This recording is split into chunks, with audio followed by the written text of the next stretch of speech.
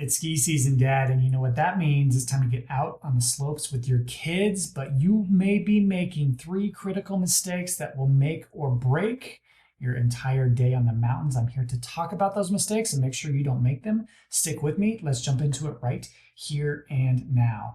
Now, I've been skiing a lot with my kiddos. I have 3 kids, ages 9, 6, and 3, and I do my best to get them out on the slopes. And I made these mistakes quite often, and it's a huge challenge. The first mistake we always make is skipping the basics. The basics are pretty simple, right? You want kids to be happy, you want them to be warm, and you want them to have lots of snacks. So make sure that you invest in getting them some really warm gear. One of those nice little turtle things that can go around their face and around their head on top of a really warm helmet is the first huge start. Once you get that on, hand warmers. Get the little hand warmers that you can tear open and you can set in their gloves. Those will be absolutely huge to keep them warm. And then from there, carry a backpack. I've got a link in the description below for the backpack that I use. But if you have a backpack, you can put all of the water that you need, and you need snacks. Really favorite tasty snacks that your kids absolutely love. Have them readily accessible and give them out anytime they ask for them. The happier they are with those snacks, the happier they will be on the slopes. And then when you get out there, you can really start to work in through some of those details in particular. But don't skip on those basics. Make sure that you get them everything that they need, so that you can get out on the slopes and have a little bit more fun. Number 2, pushing too hard, too soon.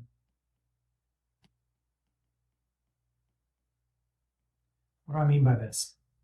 In particular, you and I as dads, we always want to make sure that our kids can get out on the slopes. We think that they can handle all of the different capabilities and the things that they need to do while they are skiing. Oftentimes, though, they may just not be right in the mood for that on a particular day. Maybe their toes are cold. Maybe they just don't feel like being out there. If you push them, and if you push them too hard, it'll push them over the edge, and they won't want to, learn and have a good time with you. So when you're working on pushing hard too fast or too soon, one of the things that you can do is test them up to the point to where it seems like they are really starting to lose a bit of their cool, and then you can back off, give them a snack, and then test them a little bit more, and then back off. One great example and a story I have with one of my kids, his name is Callan. Callan was really into all of the different capabilities of skiing down, but he never wanted to ski down any blues. His brother, a little bit older, he's already skiing those blues. We came up to the top of this blue run at one point in time, and Callan sat down. He said, "I'm not doing it. It's not happening." But it was just the 3 of us. This was the time where I thought, you know what, I'm going to push it just enough to get over the edge. I said, "Buddy, this is the only way down. This is how we got to do it." And I started skiing, and I said, "You got to follow me." He doesn't have a choice at that point, right? So he started following down. He was not happy with me at the end, but he made it down, and I ensured to praise him as much as humanly possible as soon as we got down that, and he did a fantastic job, and he learned and grew just a little bit more. But my daughter, my 3-year-old, when we were going down some of those same types of slopes, I can absolutely tell when she's not having it, especially when her toes are cold and we don't have any of those warmers. I wouldn't push her at that point in time simply because I know that it would not be beneficial. So finding that line, knowing your kids, push them a little bit harder than you would think, but know when to back off in some components. Some dads unintentionally push their kids to take those steep slopes or challenging runs before they're ready. This can turn skiing into a stressful experience rather than a fun, confidence building activity. So that's number 2. Don't push them too hard, too soon.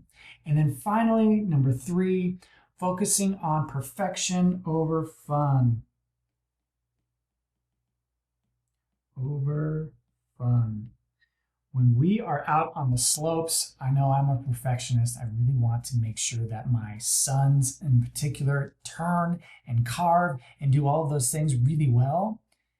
Sometimes I just have to kind of let them enjoy the moment and ski down and enjoy all of the fun and the snow and the powder that the mountain has to offer.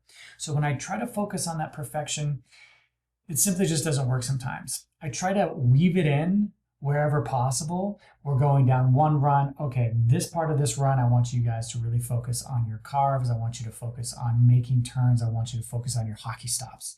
things like that are super important.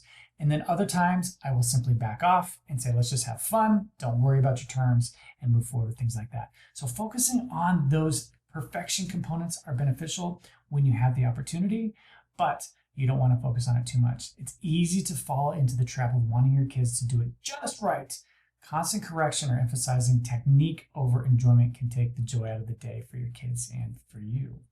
I do have a bonus before you go. Number 4, get a radio.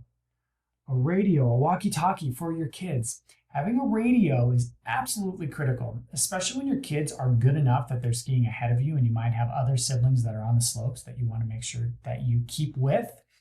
That older kiddo that's farther down can get lost very easily, can find the wrong turn, or maybe coming up on some type of hazard that you want to warn them about. If you get a radio and you put it on a lapel mic on your shoulder on that backpack and give a radio to each one of those kiddos, they will be in constant connection with you. It's really fun to be able to have that connection and connectivity, but at the same time, it's a super useful safety tool that I use with my kiddos all the time.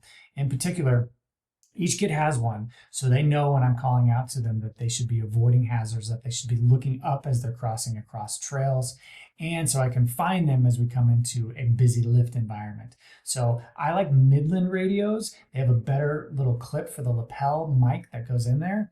It's an absolute blast, and then when you're done for the day, you can let them take those radios and go off and play in the woods, and you know exactly where they are.